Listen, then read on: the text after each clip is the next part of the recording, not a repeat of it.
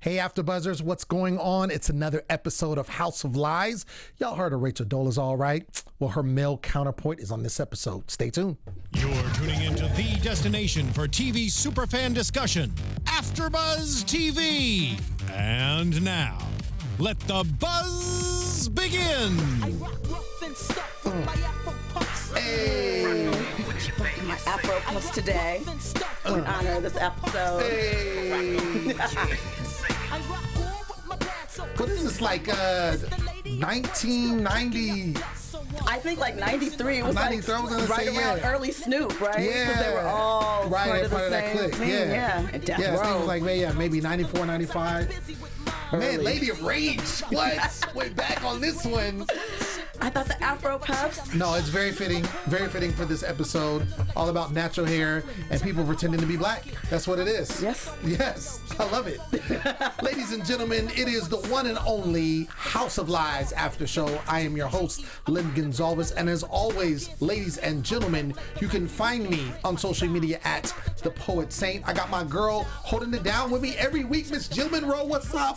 Ow, it's Jill Munroe. You can find me on social media. That's Twitter, Snapchat, Instagram, all the good ones at Stiletto Jill. Make sure you follow and make sure you're following AfterBuzz TV because if you aren't, something's missing. Something's missing. Something's missing. No, let me stop. All hip hop here. Yeah, West it's all Coast. hip hop. Yeah, West Kizzost. So, I think that this is probably my favorite episode this season. Yes, I agree. This Absolutely. episode was dope.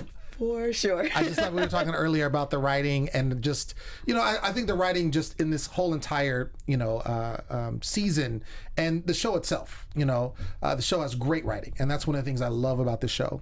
But this particular season, I feel like they stepped it up a notch. Yeah. And this episode was just great. Like, it was so dope. Just how everything kind of came together. I just praise to the writing team. Kudos, Strange, because As a matter of fact, we actually have a special guest coming next week.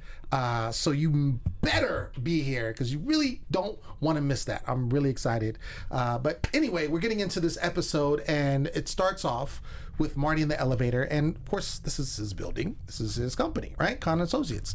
And he's in there and he goes to, push the little elevator button and to get to the floor he wants to get in and he doesn't work. It doesn't work. And some lady next to him says, oh, you got to use a card key. I forgot mine. So I have my new one now. Here, let me help you out. And he's like, what is going on? Like, because he was gone. They were on the cruise ship. Exactly. Last week. So we don't know exactly how far it's gone, but gone enough to basically there was a new security system put in. And so when he comes back, he's just like super thrown off and just like, what is going on? When he gets to his floor, of course, he's greeted by Mr. Ron, who then proceeds to tell him he made all these upgrades and all this kind of stuff. And Marty's just like, dude, are you serious? And he's trying to tell him, oh, it's the neighborhood. Oh, you just got to make sure. But Marty's very smart. And he knows that basically with this pending acquisition, he knows that Ron is trying to set himself up to run the company once he's gone. Absolutely. Once he's gone. So, I mean, you can't bull crap a bull crapper. Absolutely right? not. You just can't. So, game recognizes game. That's what that's called, right? Absolutely. Absolutely. So anyway, he knows what it is. And so we see Clyde. He's meeting with his boy Seth Buckley, who's running for mayor. And, he had agreed kind of reluctantly, but, decided to help him out with his campaign and the things, logistics, what he does, what he's good at.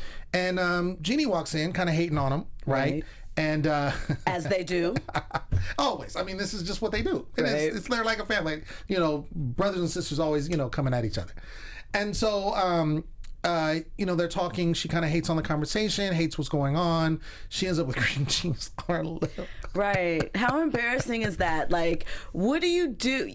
That's a fear of mine, that you're going to be standing there with something on your lip or something, right. pepper between your teeth, food between your teeth, and Exactly. nobody tells you. Right. And you're just grinning, as Jeannie was, just smiling and just feeling really in her moment that she was clowning them. Oh, yeah. And she had cream cheese. Yeah. Right there. And Clyde was loving it. Yes, he was. He was not going to say Cutting anything. it off, just being the hater that he can be at times. Anytime they could hate on each other, it happens. Full blast. Right. So we see Seth. He's like, let me help you out. You got some cream cheese on your.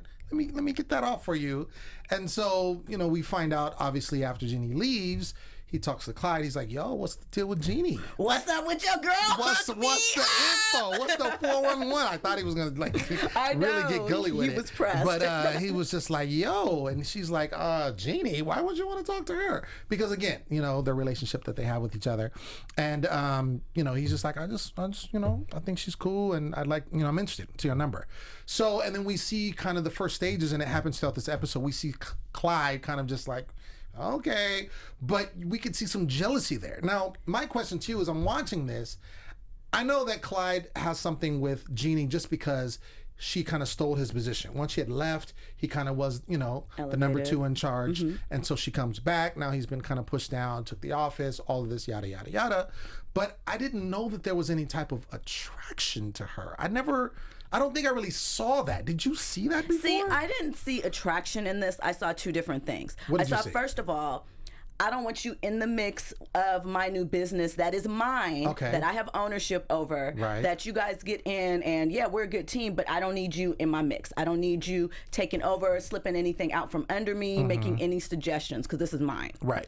And then I think part 2 to that is that he doesn't want anything with Marty because he knows their situation is weird, delicate, and I don't know if Marty would mind Jeannie dating someone else, but he might mind if Clyde was the catalyst to her dating someone else, and it's someone that he had to regularly kind of see because Clyde is bringing him in the office. That's what I got from it. Maybe it is attraction. Maybe that'll come out later. I've always had my eye on you type of thing, and that's why he goes so hard on her.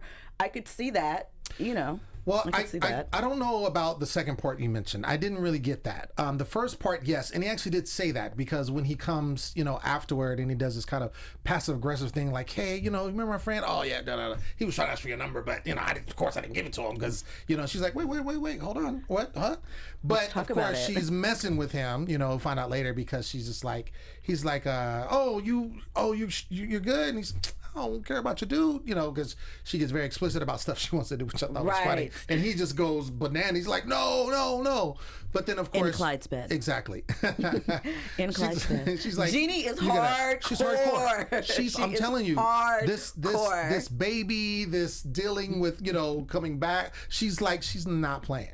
If she was ever timid before, which she really wasn't. No. But she does not play. I think the baby softened her, actually. Really? Yes. I think that she's always hit them with zingers and hit them over the head and been unabashedly open. I think the baby has softened her towards Marty because I think that, and we know the story and watching the previous seasons that she loves him or has loved him, and Marty didn't reciprocate, which is why, nothing ever happened outside of that.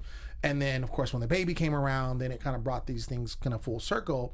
But I think that, looking at when it comes to the whole Marty situation, that's kind of her way. And I think that's when I see her most vulnerable, is when she's with her baby, with Marty. That's when they have these intimate conversations. And their little family moments that they're seeking out. Which she kind of wants, And so I think, as far as everything else, I think she's still hardcore. When she in business, I think that...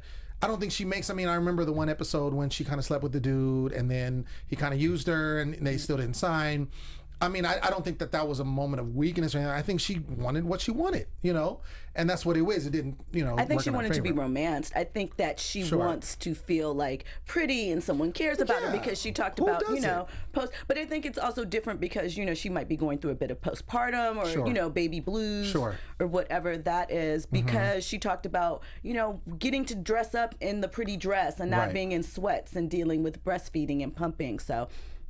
But with this guy, I feel like she wasn't interested because of what happened recently where she kind of played herself. So I think that might have been part of why she was like, ugh. Well, first of all, she definitely was messing with him. When we see and he goes to her and he's kind of talking the whole thing and she's playing him. She's messing with him. Again, trying to get back at him. That's just what she do. That's what they do to each other. It is what it is. But we see later, jumping ahead, but, it's along the same storyline. We see that, he tells him that and he doesn't care. Right. And he doesn't want to take no for an answer. And so we see him sitting there with 2 cups of coffee, and he's like, hey, fancy running into you. He's like, oh, well, there's no one else here, so who else you gonna run into? And then, proceeds to kind of, hey, did Clyde talk to you? And she's like, yeah, and I know you're not interested, but I really just shoot your wanted shot. to... 2016. Exactly right. I respect that though. I respect him. He was like, I really want it, so I'm not just gonna take Clyde's word for it, because maybe since Clyde was a little weird, or he thought it might be awkward, it's work. So I'm gonna shoot my shot on my own. I'm gonna step up as a man and see what happens. Let me tell you something. When he said the line, he's like, I want you to tell no from yourself. I'm like, yo. Bam! That was excellent. That was a dope. Excellent. Again, the writing of the show was great, but that was such a dope line that he said. It was just like, yo, I need you to tell me no for yourself. And she's like, she wasn't ready for that. Right.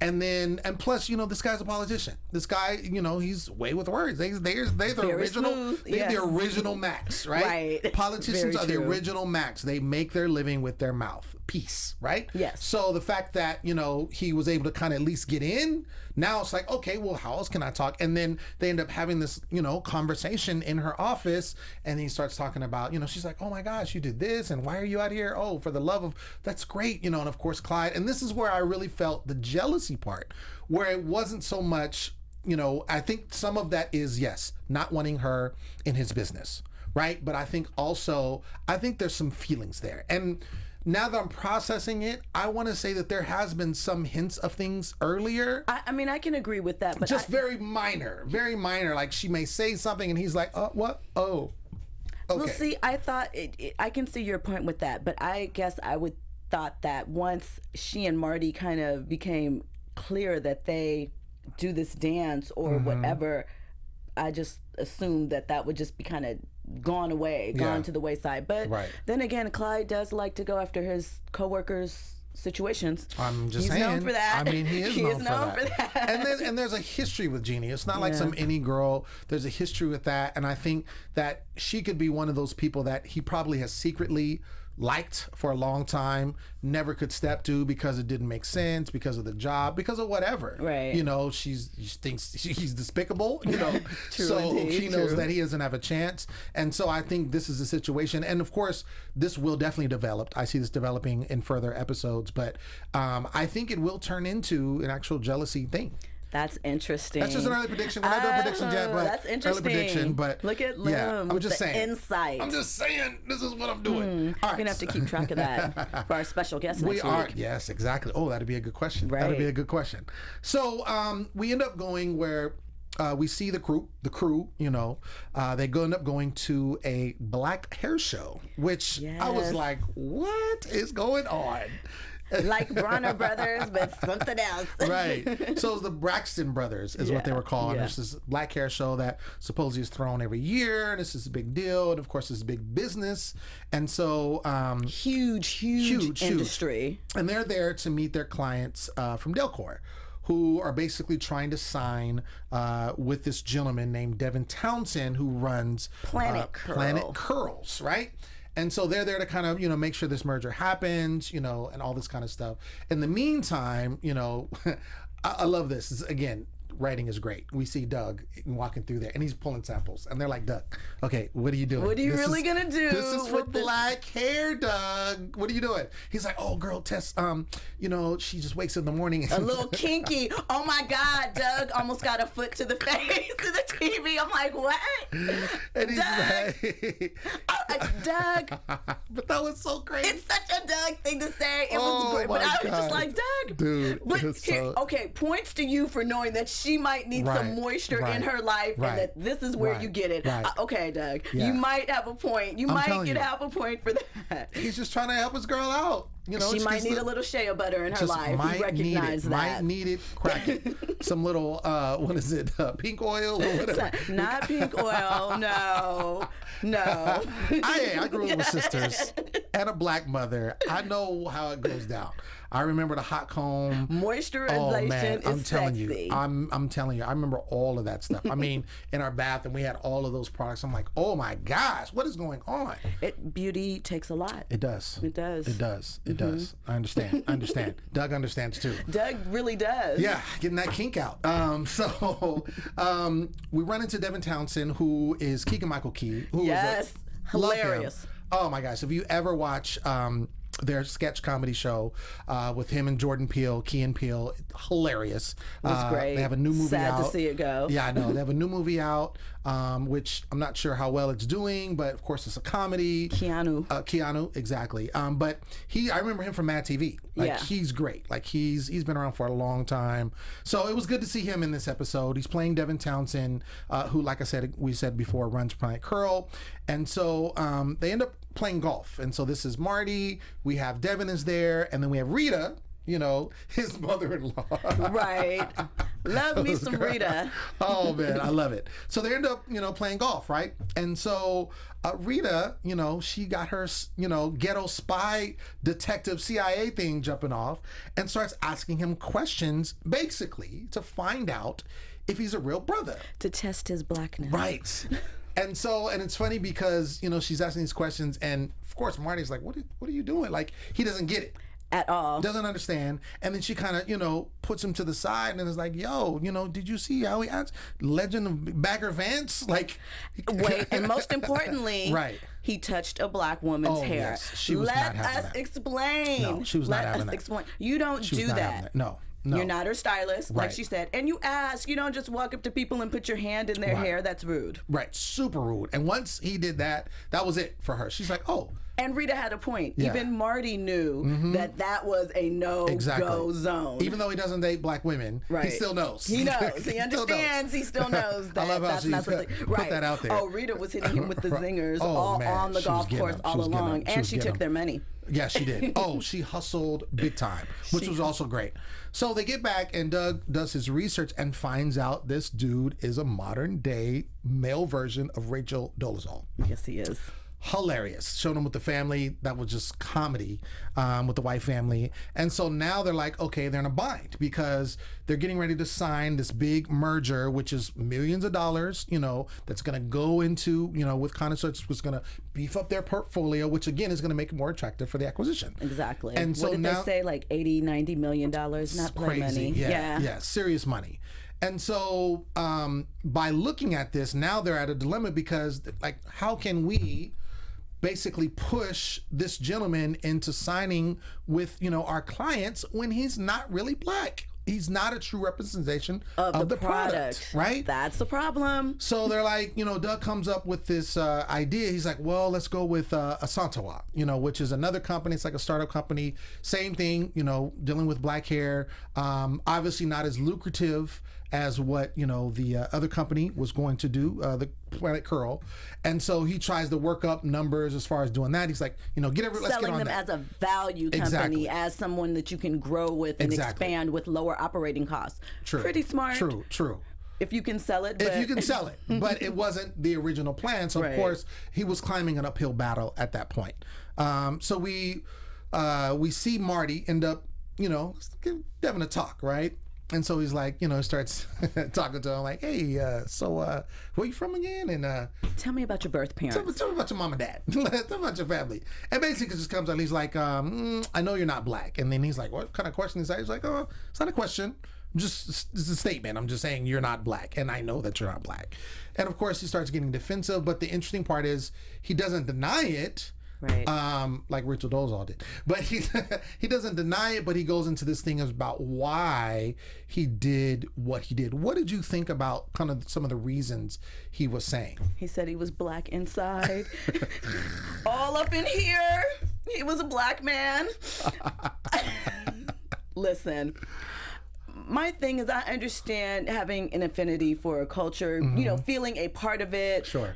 finding, a connection to it. But I feel like you still should want to be true to yourself. Absolutely. You could have still started the same business. I understand that there might have been challenges, but then that's where you're marketing, or you go pair up with someone else and you play on that. That might have helped you. Right. My favorite part of his discussion, though, was when he turned the camera on Marty and started picking Marty apart very easily, I might add. Very, very easily. It was very good. He made, and the reason why I was asking, I wanted to get your opinion, because he actually, even though everything he was saying was wrong what he was doing, but he was making some good points. He did. He said, "Are you giving back to the community? Are you?" He's like, "Oh, you know what? I'll just hold out for the both of us." So he was making some valid points. He asked Marty when was the last time he had a black hire at his company. Yep. And even Marty, you saw the light bulb go off in Marty's head because he knew. Right. Right, absolutely. He was saying some good points. Of course, there was no way he's going to stump Marty, because at the end of the day, he's Marty Kaan. He's Marty Kaan, and you're not black. Right. Another thing I want to point out is, when he mentioned about the whole college thing, and he said, "Hey, I tried as a white man, what is it, 2 or 3 times?" Yeah, Wharton. And then when he put black, it got accepted right away. And there's actually a cool documentary. It's not that long. I recommend it. It's called Little White Lie, and it talks about it's about a woman who grew up in a situation where she was with a white Jewish family, and she was actually black. She didn't know she was black. Her mom ended up having an affair with a black man, but never told her. She was born. No one said anything, even though they could tell she had darker skin. Right. But no one ever said anything, and she was just raised, and she thought something was weird because, of course, her skin was darker than everybody else, and her dad was trying to put it out like, "Oh, well, your grandfather's from Sicily," and all this kind of stuff. And so eventually she finds out, she ends up going to college, and how she ends up getting into college is when she fills out the application. She doesn't put that she's black, because at this point she doesn't know. She's not sure. She's unsure. But she just puts, leaves it blank. And then the college, after looking at her picture, put black. Because they thought she was black. She thought she was black. Bam. And she goes in there, and then she ends up getting into this mixed environment where before she was from this Jewish part of New York where she wasn't around any black people. And then that's when she came home and confronted her mother, and then she explained what happened. So, but it's just but it's funny because that was in the show, that this is something that really happened. Yeah. This is something that really happened. She got into school because they thought she was black.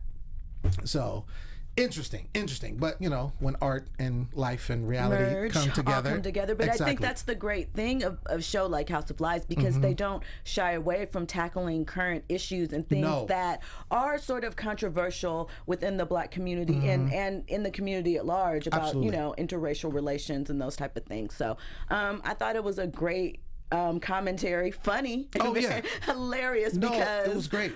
Marty had to think about it for a second and then get his swag back up, and then was like, how can I get him even further? Exactly. Oh, that was the best part. The best part, before we get into that, I do love the scene when he goes home and Rita, of course, is digging in him because she's like, was I right? Was I right? And she's like, yeah, you were right. She's like, yeah. And then she's like, go ahead, bring on the jokes. And of course, his dad comes, Jeremiah, sitting there, they act like they're not going to say anything. And then they just start going at him. Oh, it was so great. It was so great. What would they say? Like, Kunta Kinte or Toby? Like, right. Just questioning, giving them black trivia, like, Marty, the test is black. Tyra Banks is an African-American model that became, like just breaking it down, giving him a tour through blackness. Yo, that was hilarious. That was hilarious. So, when they go back, they end up, having the meeting, right? And so Marty, before the meeting happens, he basically goes back to the team and he says, look, he's like, we're going to go back to, and this is after a conversation he actually has with Ron. Ron talks to him. He finds out, of course, that he's thinking about pulling out and not going with Planet Crow and going with the other company. And he's like, yo, I don't care what happened or the reason, you don't want to blow this. This is a situation where you can lose a lot of money, especially because of this impending acquisition. And of course, Ron is also thinking of himself because, as Marty said, right, exactly, he's setting himself up positioning to run. Absolutely. And of course, he knows that, but Marty starts thinking and he's like, yo, and you see his face, the wheels turning, like, yo, he's talking real. Because Ron said to him, don't let your ego mess this up. Exactly. And that's what it had to do with, because he called him out on some things that Marty probably has avoided dealing with for a very, very long time because he hasn't had to have that conversation. So absolutely. So they go on there and they meet. Of course, everyone's there. The clients from Delcourt, right, is there. And they're there with Mr. I keep calling her Rachel Dolezal. Devin Townsend is there. And so they're all there. And of course, you know, they get them to sign, and we see them signing, you know, no problem, documentation. Big money going down. Exactly. So that's all done and said. And then Marty's like, oh, wait. Oh, sorry. I got something to say. I missed something. The setup was genius. Oh, it was great. It was great. And I love how they did this because it basically was the best thing that could happen. Yeah. They got the account and they still, you know, got him. And basically what they did was they exposed him for being white. Showing him the picture. It's like, oh, it's a JPEG. You see there, the little right JPEG? there. Just right there on the computer. And so, of course, you know, the Delcor people, they're just like, well, why are you making us do this? And he's like, oh, I know it seems unethical, but I'm black and I'm, you know, the person, your consultant. So why would you then fire me if I'm the black consultant trying to expose someone who's not black for this company that is about black hair? Yeah. So. And they got it really quickly. Exactly. They didn't even have to think about it. They were kind of like, you know, that makes sense. He has us over a bridge and he's coming with alternatives as well. Exactly. So he had a very they had it plan. set up. They were like, there's 3 people waiting to take your spot. This is still going to run smoothly. Like, it was like everything was done. All they had to do was let him go, and then it was still going to be all good. And Marty also set it up so that their biggest concerns about him were alleviated with they don't want to change any of the operation strategy. Right. They don't need final words. So they're like, we get all this money and we get to run things our way. Exactly. Very, very smart. Yes. Very, very smart. Of course, it didn't work out for our boy Devin Townsend. Not at all. He's like, what was the line? He was like, oh, you can be white again. He's like, just 1 chai latte a day. Don't rush it. They were like, in PR, they were like, oh, just 1 episode. Hey, I like chai lattes. Do you know what I'm saying? So let's not make assumptions here. I like chai lattes. I'm repeating what it said on the lines of the movie. I was cracking up though. He got what he deserved. Great. It was perfect. It was perfect, and the fact that they got it, and it was just a really great moment. And I don't know, and I keep mentioning the whole Rachel Dolezal thing. I don't know if this was inspired by that. I think it had to be somewhat. It'd be interesting. I mean, there's had to be something coming out, especially because this is somewhat recent. The situation. You can possibly ask. Oh, see, we're always thinking we're gonna get you the answers of the things that you really want to know. Deep down. I love it. So we see a little bit also before we close out. We see a little bit of Marty's son, Roscoe, and he's, of course, been this aspiring model and trying to be in this world, and he ends up getting a gig, but he doesn't want to do the gig because it's with Sears. And because he's an edge. Exactly. He's and all about edge. It doesn't fit in his lifestyle. Doesn't fit the edge. And so, of course, they all convince him as a family, like, yo, you still need to do this because you got to start somewhere. Don't do That's where the great Tyra Banks came in, because she was a catalog model. Exactly. So we see kind of at the end of the episode, he go up to shoot, and it's a Christmas shoot, and he's got this nasty Christmas sweater with this Santa hat, and he's hating life. And of course, Marty shows up and just rubs it in, like, oh, like, you're doing such a great job, and oh, why are you here? And he's like, oh, this is great for me. This is a proud moment as a father. Yeah, he was like, this is the worst day of mine. He's like, oh, this is the best day of mine.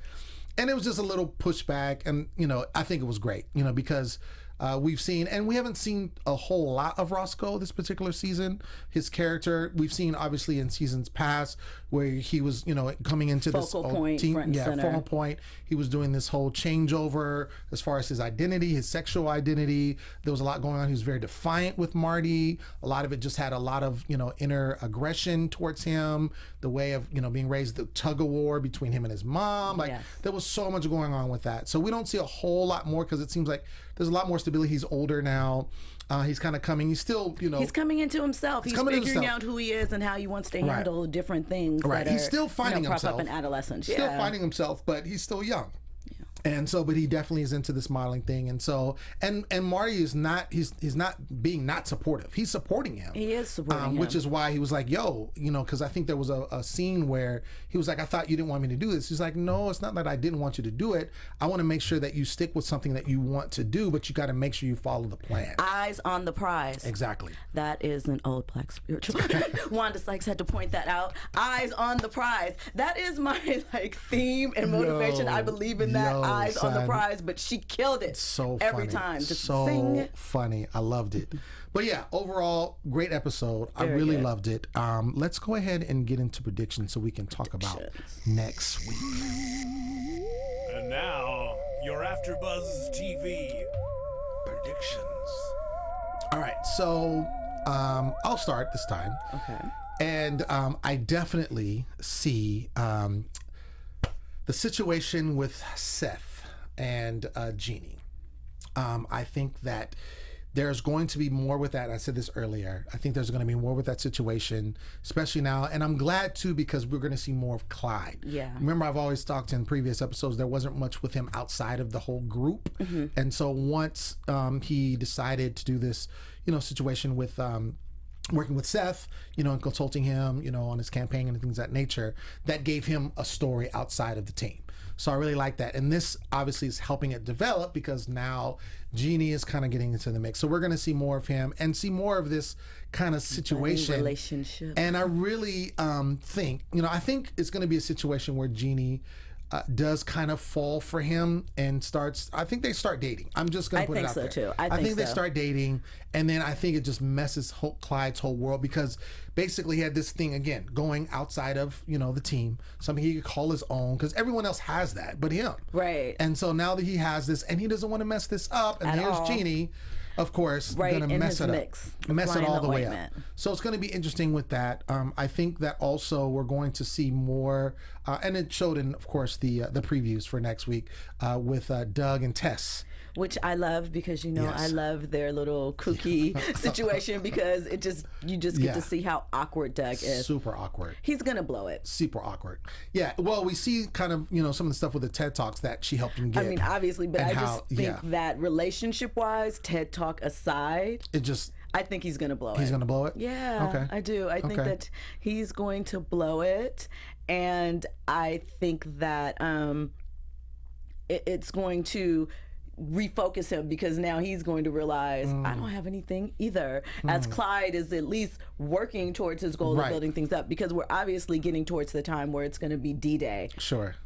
So absolutely, yeah, everything's leading up to the acquisition, which I think is all, and this is a super far prediction, but I was thinking about this as I was watching this. I really think that I don't think it's going to go through. I told you that I don't think it's going to go through. I don't think it's going to go through. The urge for them to stay together or to just skip off or some other mountain to climb as a group is going to pop up. And I think we did talk about this, but I think just more so this episode, the way everything's going on, I think it confirmed it for me, and the fact that everything's going to, of course, it makes it lead up to this. And either they're going to, it's not going to go through, or like they like to do, is like the last episode, the season, season finale, they're going to leave with some cliffhanger as far as maybe it happens, maybe, like getting to the point of signing and he, stops his pen or something. I don't know. The baby starts crying. And then he's like, I don't want to sign up or not something. Not going to happen. So I don't know. Interesting. Anything else you want to add?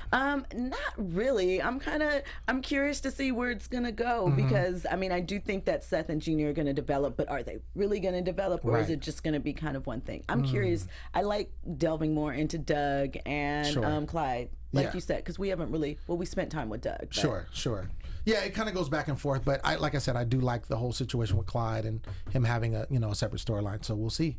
But ladies and gentlemen, that's been our show. We want to thank you so much for tuning in and watching with us and commenting. Make sure you continue the conversation going. It will be on YouTube. Make sure you subscribe to our YouTube channel, AfterBuzz TV, all day, every day. There's amazing things. We have this show, but there's like over 70 other shows that are on every single week. So you want to get plugged in. This is how we do it. I've been your host, Lim Gonsalves. You can find me always, all day, every day at The Poet Saint on social media. Jill, where are you at, young lady? You can find me on Twitter, Instagram, Snapchat at Stiletto Jill. That's it. That's it. Stiletto Jill. At Stiletto Jill. Make sure you follow me. What more do I need to say? What do you have to say? Mic drop. Boom. There you go. There it is. Make sure you rock and stuff with your Afro puffs all day, every day. Rock on with your bad self. And be who you are. That's the message. Be who you are. Because then good things will happen. All right, we out. See you next week.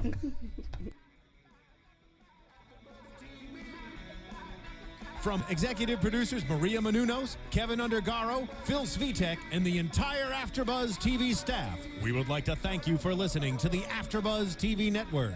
To watch or listen to other after shows and post comments or questions, be sure to visit AfterBuzzTV.com. I'm Sir Richard Wentworth, and this has been a presentation of AfterBuzz TV. Buzz you later. The views expressed herein are those of the hosts only and do not necessarily reflect the views of AfterBuzz TV or its owners or principals.